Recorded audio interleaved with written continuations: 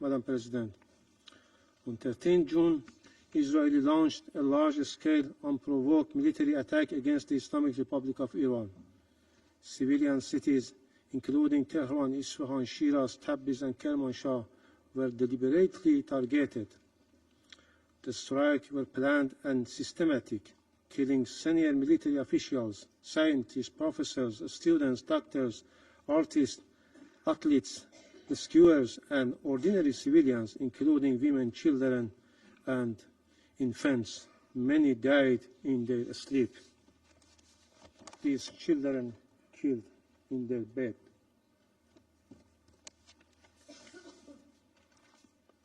Hundreds of civilians have been killed and thousands injured. The aggression continues. On 16 June, Israel attacked Hakim Children's Hospital in Tehran, Farabi Rehabilitation Hospital in Kermanshah, and Iranian Red Crescent Society building and medical ambulances. These are only a few instances of the brutality and gross violation of international humanitarian law by Israeli regime. At least 2 pregnant women and their unborn children were killed. On the same day, Israel struck the national broadcasters IRIB during a live broadcast, killing journalists and humanitarian workers. Just today, Israeli regime inflicted damage to 2 other hospitals in Iran, endangering the lives of patients and medical personnel. Up till now, 5 hospitals have suffered from heinous attack of Israeli regime, along with physicians and humanitarian personnel who have been killed or injured. There were not accidents, there were not collateral damage, they were deliberated war crimes, acts of state terror, and example of barbaric warfare. Madam President, Excellencies and colleagues, Israel also attacked Iran's peaceful safeguard nuclear site and facilities. On 13 June, it struck the uranium conversion facility and the fuel plate fabrication plant. On 18 June, it targeted centrifuge production sites in Tehran and Karaj, both under IAEA monitoring. On the 19th June, it attacked the Arak heavy water reactor built under the JCPOA terms and IAEA safeguard with no proliferation risk. These attacks violate the UN Charter, international law, the IAEA Statute, and Security Council Resolution 2231 and 487. Israeli strikes are an assault on the global non-proliferation regime. Security Council Resolution 487, which was adopted unanimously, clearly states that any military attack on the safeguard nuclear facilities is an attack on the entire IAEA safeguard system and the NPT itself. The Security Council must implement its resolution. If the Council fails to act now, it will send a message that international law and resolution apply selectively. If the non-proliferation regime collapses, this Council will share responsibility with the Israeli regime.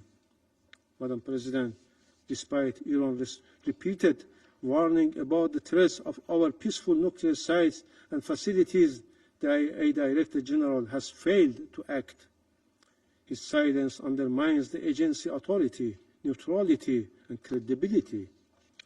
The IAEA cannot remain silent while safeguard facilities are attacked.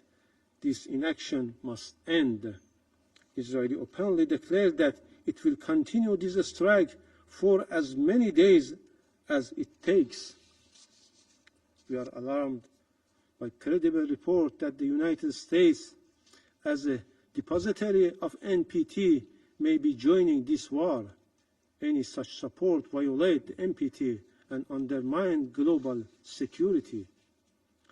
The selective invocation of international law by US, France, using it when convenient, discarding it when it constrains their allies, is a form of institutional hypocrisy that gravely undermines the credibility of this Council and the international law.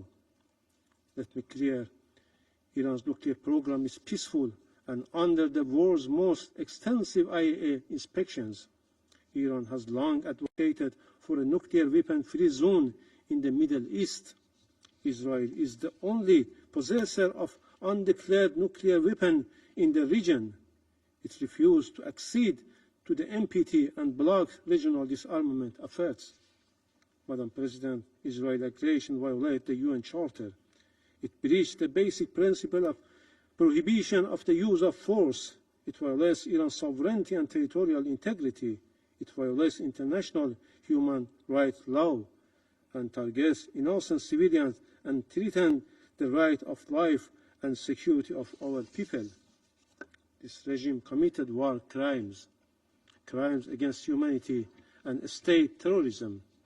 It attacks on safeguard nuclear facilities, set a dangerous precedent for global security. Madam President, the already dire situation has been exacerbated by mounting and irrefutable evidence of direct involvement by the United States in this illegal war of aggression.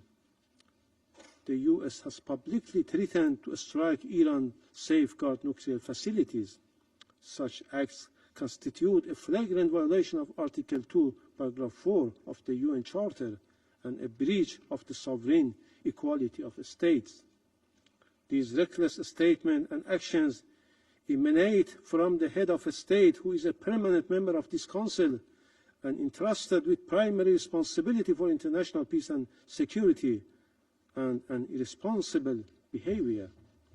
Madam President, Iran has exercised its inherent right to self-defense under Article 51 of the UN Charter.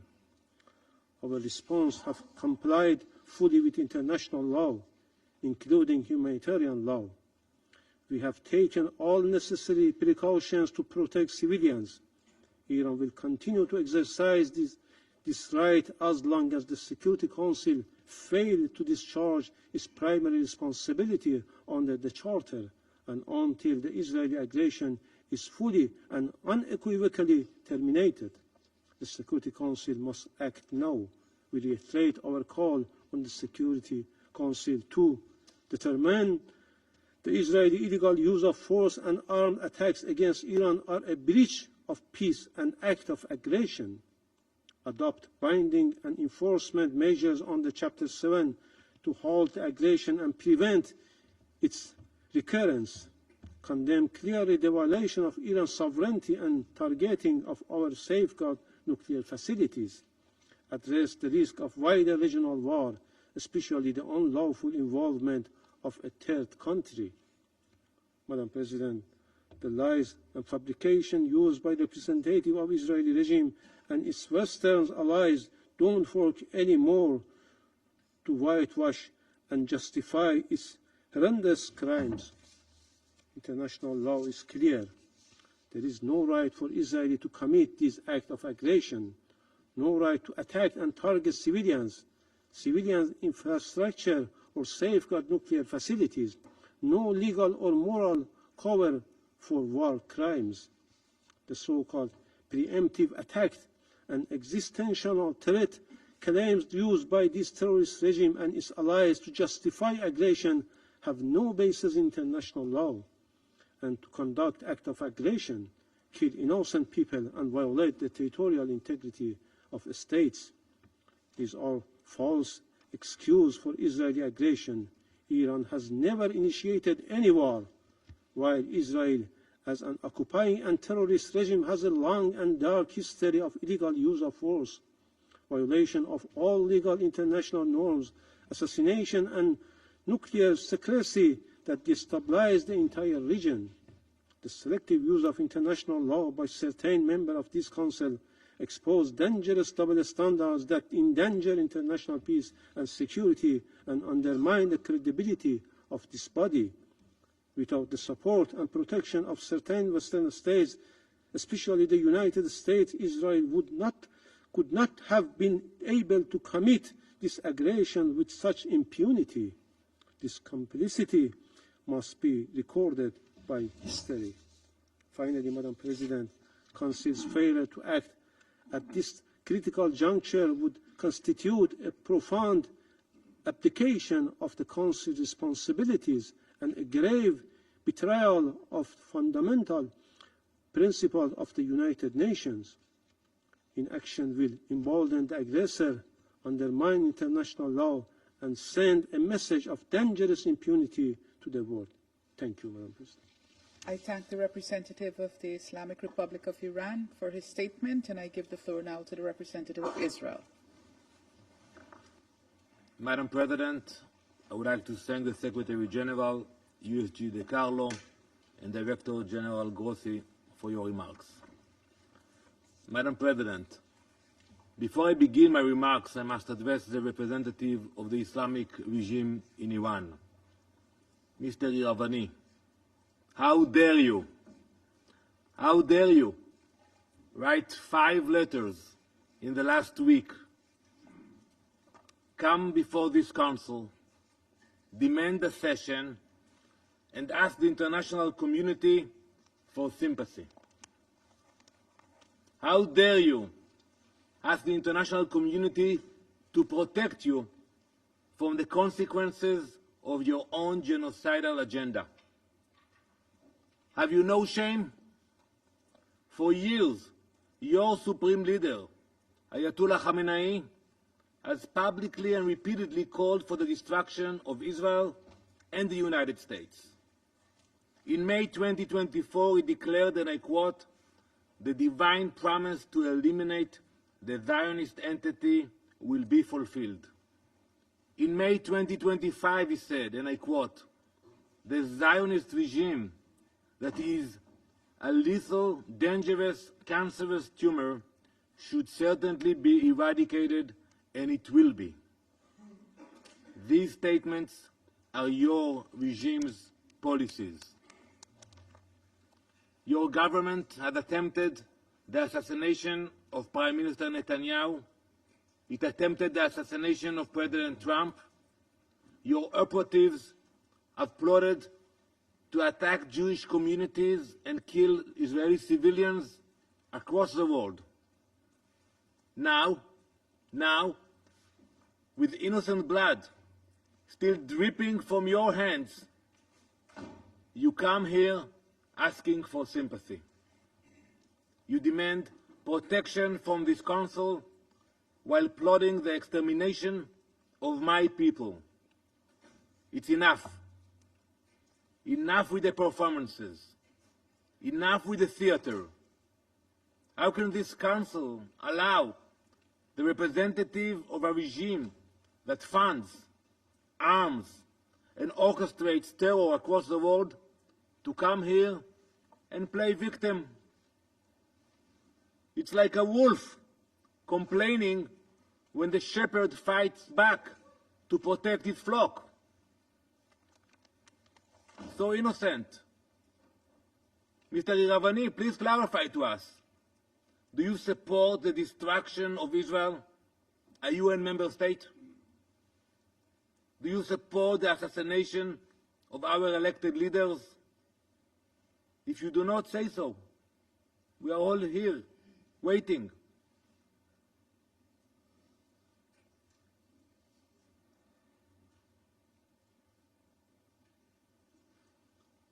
This Council should put an end to this charade, once and for all. Mr. Iravani, you are not a victim. You are not even a diplomat. You are a wolf pretending to be a diplomat. And we are done pretending otherwise.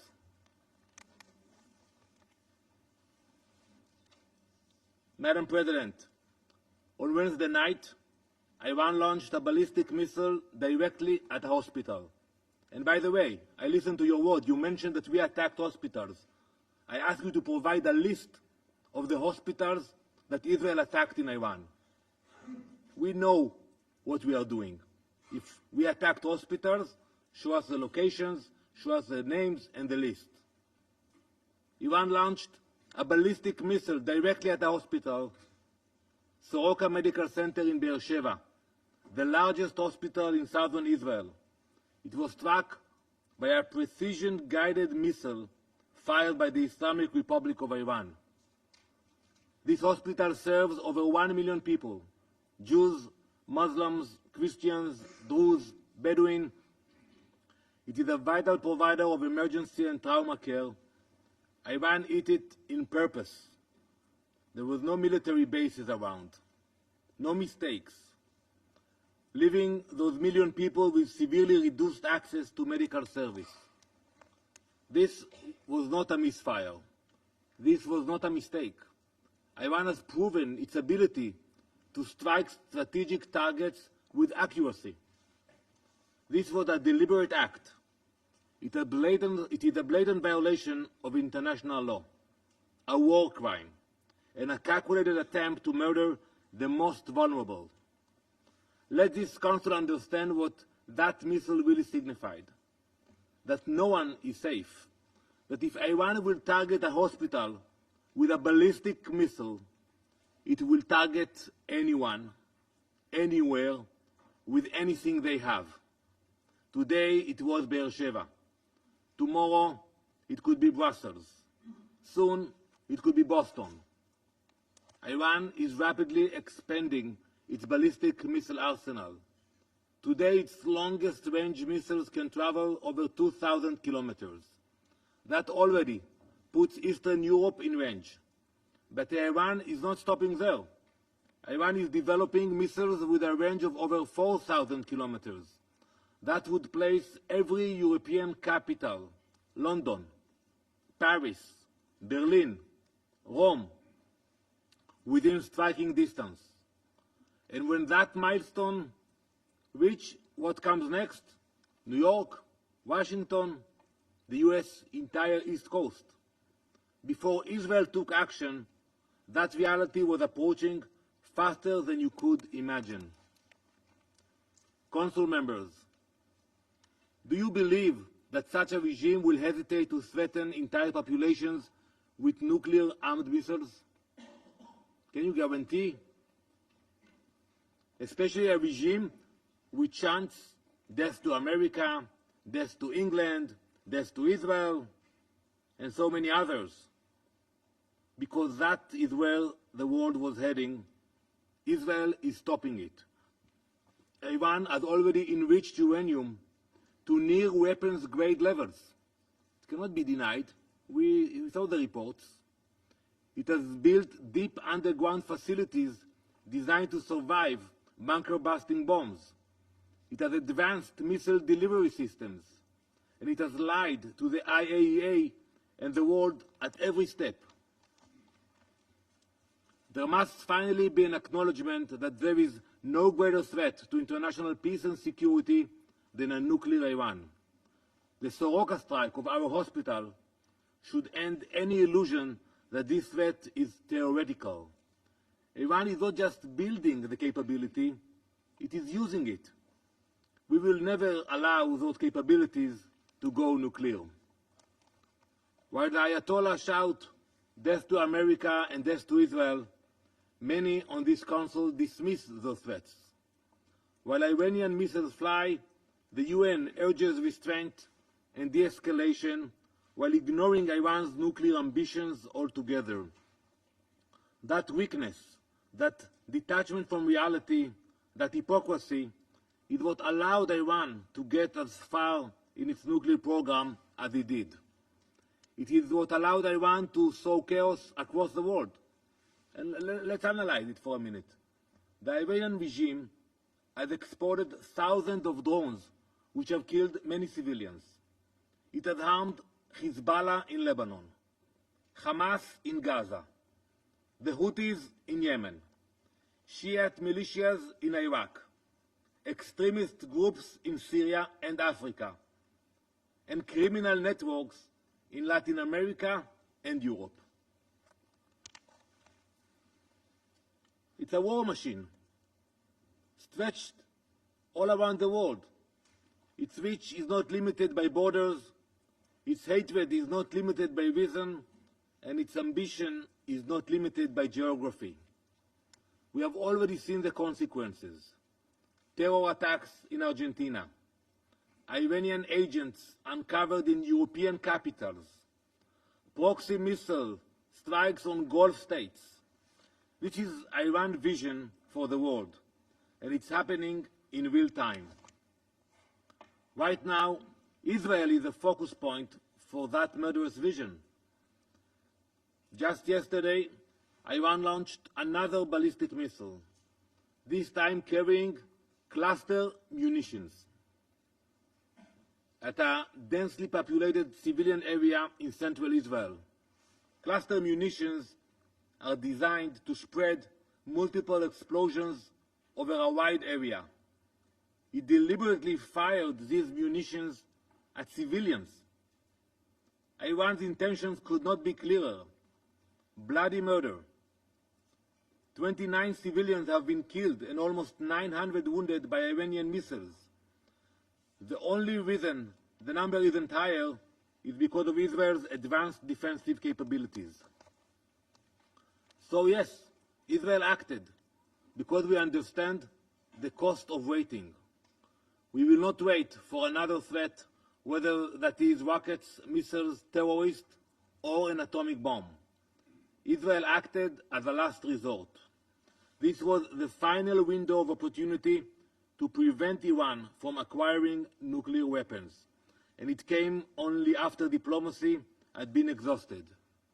Israel cannot and will not accept this situation.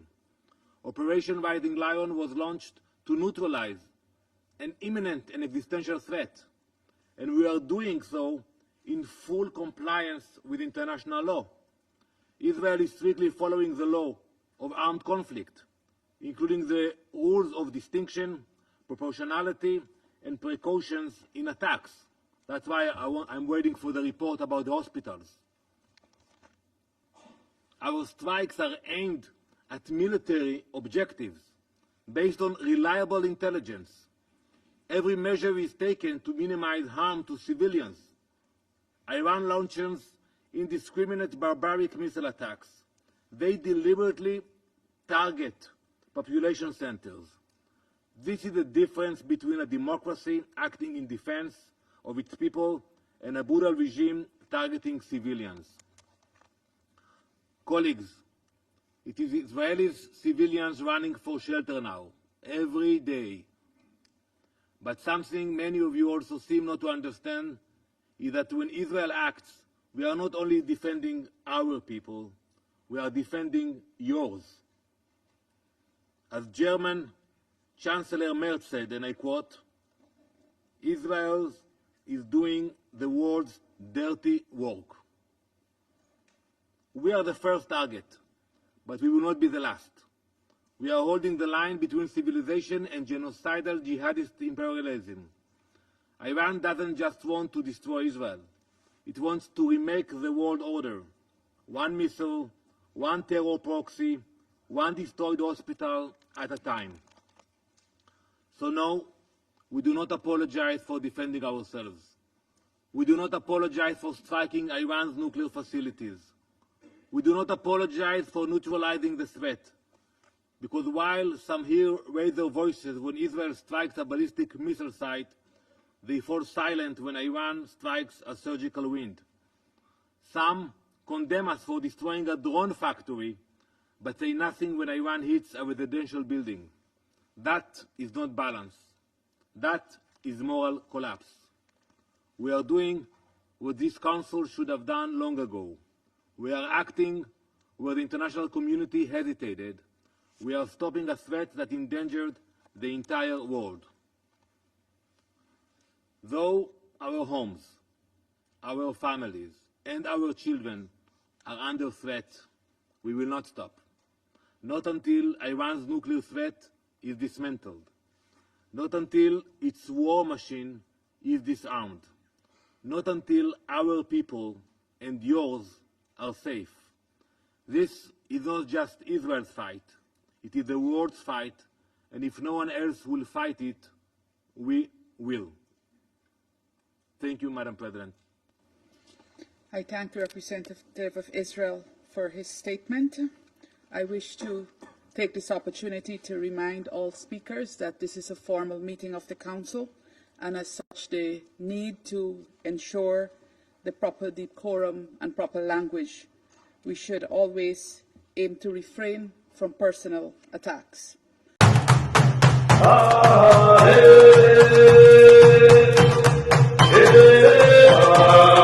This is Adaka Africa, bringing you the latest.